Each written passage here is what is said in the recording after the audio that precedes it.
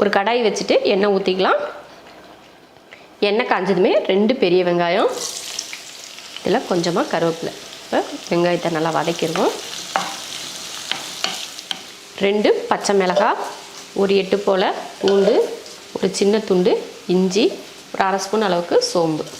இப்போ இதை அரைச்சி எடுத்துடலாம். வெங்காயம் நல்லா வதங்கிடுச்சு. இப்போ நம்ம அரைச்ச பேஸ்ட்டை சேர்த்துக்கலாம்.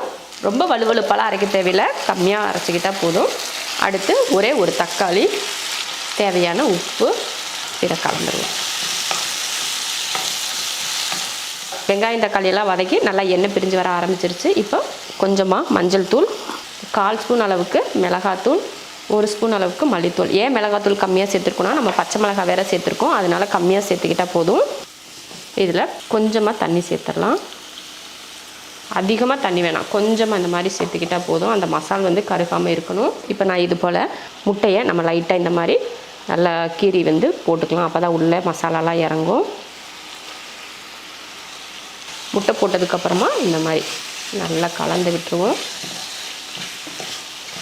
நல்ல மசாலாலாம் இந்த முட்டையில் படுற அளவுக்கு நல்லா சேர்த்து விட்டுறணும். அடுப்பை வந்து நல்லா சிம்மில் வச்சுக்கணும். நம்ம இந்த மாதிரி முட்டை வேகிறதுக்காகவும் சேர்த்தே தான் தண்ணி கொஞ்சம் சேர்த்துருக்கோம். அப்போ தான் கருகாமல் முட்டை வந்து வறுக்கும். இப்போ அடுப்பை சிம்மில் வச்சுருக்கேன்.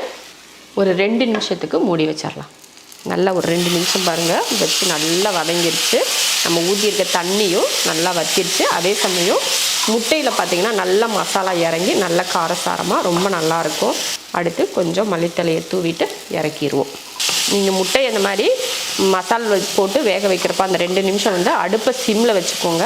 அப்போ தான் நல்லது, இல்லைன்னா கருகி போயிடும். அடுப்பை ஆஃப் பண்ணிக்கலாம்.